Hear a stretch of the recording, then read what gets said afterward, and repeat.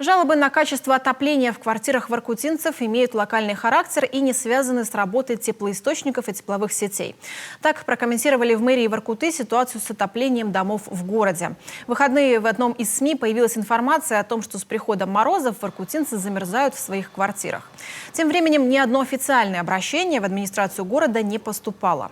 Мэр Ярослав Шапошников на своей странице ВКонтакте тут же разместил пост, в котором просил жителей направить ему информацию по адресам, где действительно холодно.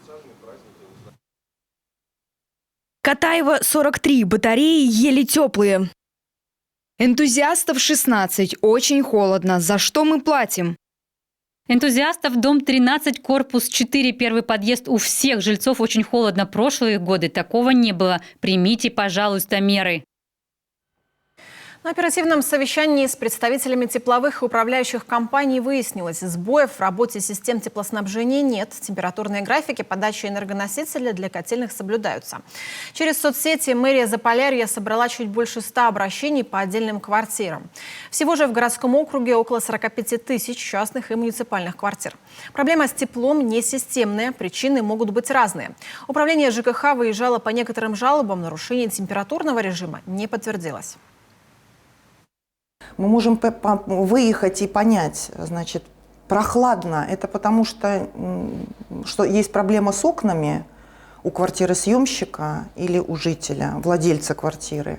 Проблема с приборами отопления, за которые отвечает квартиросъемщик и жителей. Или это касается общедомового имущества, панельных швов и так далее.